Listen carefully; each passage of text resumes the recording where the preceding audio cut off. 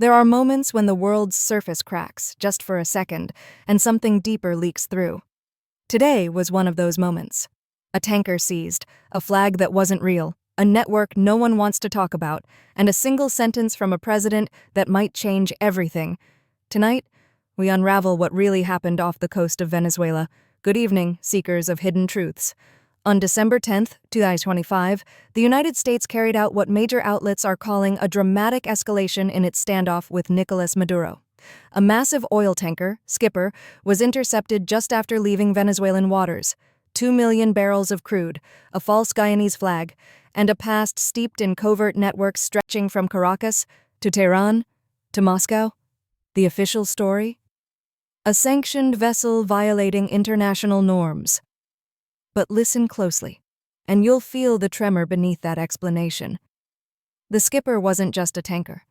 It was a ghost of a ship, drifting between identities, previously known as Odessa, sanctioned in 2022 for helping smuggle Iranian oil to fund the IRGC and Hezbollah. Owned through a web of shell companies tied to Russian magnate Viktor Artemov, managed in Nigeria, and carrying oil partly belonging to a Cuban state importer, a single vessel connecting 4 geopolitical fault lines. Tell me, is that coincidence or design? The U.S. didn't just intercept the ship.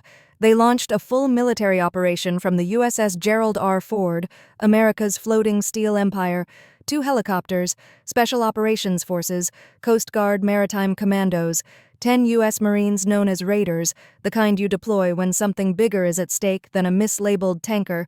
They boarded it swiftly, decisively, and very publicly. Almost as if someone wanted the world to see.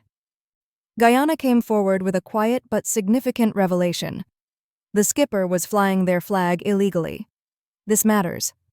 Shadow fleets often use false flags to mask sanctions-dodging networks, allowing illicit oil to slip across oceans unnoticed. Today's seizure exposed one of those ships, but how many go unseen, and who benefits from the illusion? Maduro's government erupted. Shameless robbery. International piracy. And then the line that reveals everything. It has always been about our natural resources, our oil, our energy. But the U.S. insists this isn't about Maduro at all, that it's about past violations tied to Iranian oil, not Venezuelan. 2 stories, 1 ship, a truth trapped somewhere in the space between. At a press briefing, Donald Trump was asked a simple question: what about the oil? His answer? Well, I guess we'll keep it. Unscripted, unfiltered, and exactly the kind of statement that turns an enforcement operation into a geopolitical earthquake. Whether he meant it or not, the message is now out there. Is the U.S. signaling a harder line on Venezuelan resources, or was this simply political theater with global consequences?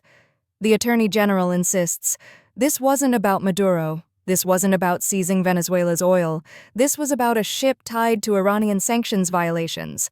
Nothing more. Efficient, legal, routine. But you and I both know, when great powers move their pieces this visibly, nothing is ever routine. So, what really happened today?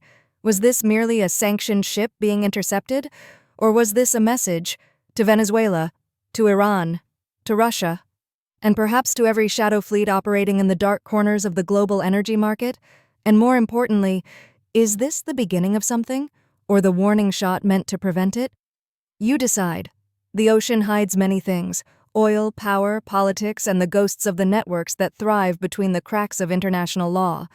Today, one of those ghosts was dragged into the light, but the shadows it came from are still out there. If you want to keep uncovering the truths they hope you never see, stay curious, stay sharp, and stay masked.